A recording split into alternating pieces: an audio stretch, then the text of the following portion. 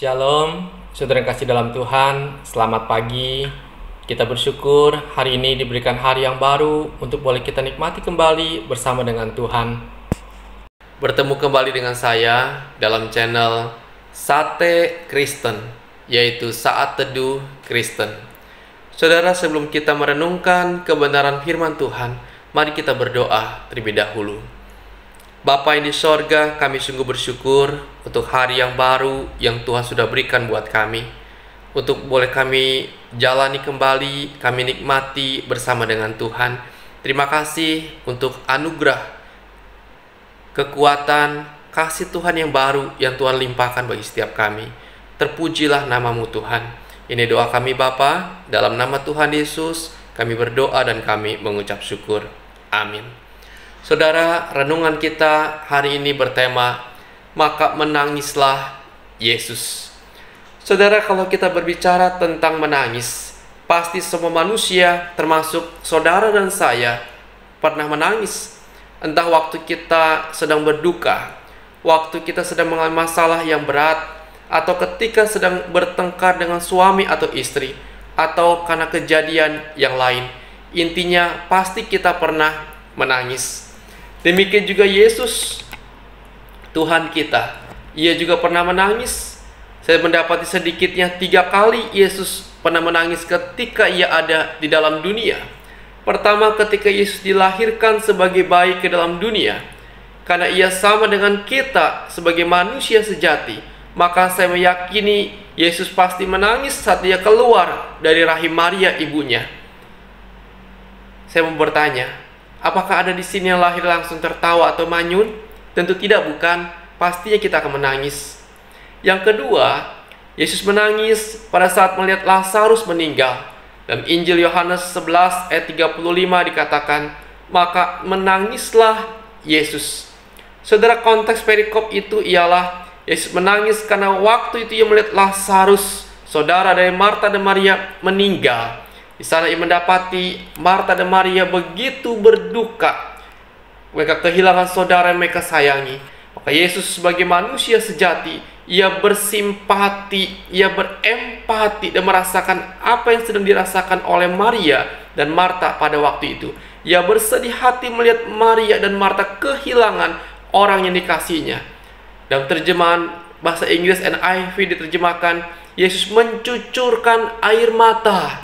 Artinya apa? Yesus bukan berpura-pura sedih atau menangis saja, tapi Ia sungguh-sungguh menangis dan mengalami suatu kesedihan, sesuatu yang alamiah dan wajar sebagai manusia. Yang ketiga, yaitu dalam Lukas 19 ayat 41.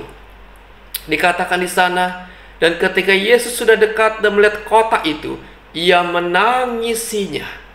Saudara, kalau kita membaca secara keseluruhan perikop ini, maka kita akan melihat dan mengetahui bahwa Yesus sedang dalam perjalanan dan masuk ke kota Yerusalem. Waktu itu Yesus naik ke sebuah keledai, dan ketika Ia hendak masuk ke kota Yerusalem, maka orang-orang Israel yang selama ini telah melihat perbuatan-perbuatan Yesus, mukjizat-mukjizat yang dilakukan oleh Yesus, mereka bersukacita, bernyanyi dan berkata, diberkatilah Dia yang datang sebagai Raja dalam nama Tuhan, damai sejahtera di sorga dan kemuliaan di tempat yang maha tinggi. Orang-orang pada waktu itu menyambut Yesus dengan penuh sukacita, karena mereka kagum akan kehebatan Yesus.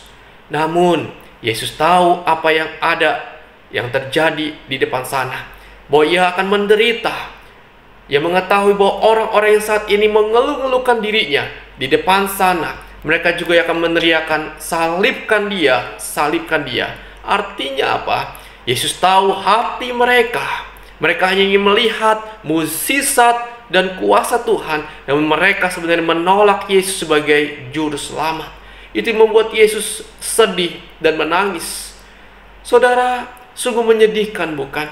Manusia hanya mencari kesenangan pribadi, tapi tidak mau mencari sesuatu yang bernilai kekal. Mereka hanya mengepens kepada Yesus, namun tidak mau menerima Dia sebagai juru selamat dan hidup di dalam kehendaknya.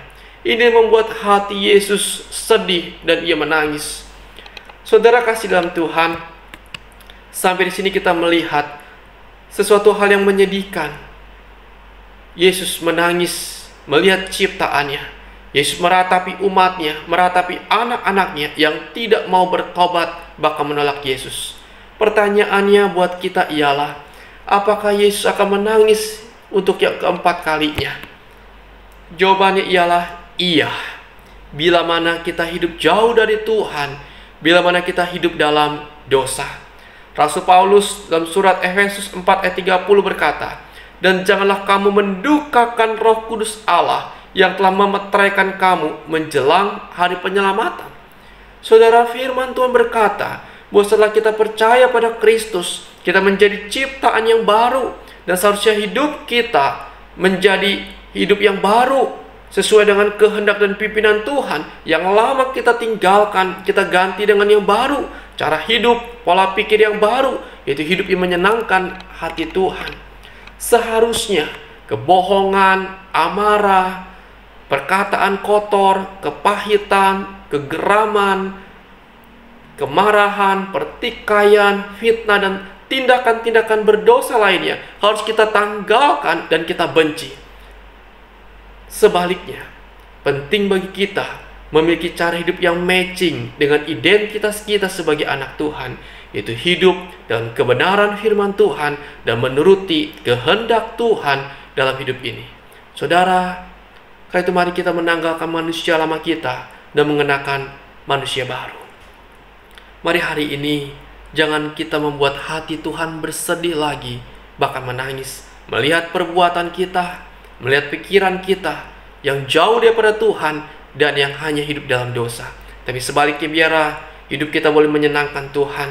Biarlah kita boleh sungguh-sungguh hidup memuliakan nama Tuhan, hidup di dalam kebenarannya, hidup sebagai anak-anak Tuhan yang sudah mengenakan manusia yang baru. Mari kita belajar, jangan membuat Tuhan kembali menangis karena melihat kehidupan kita yang berdosa.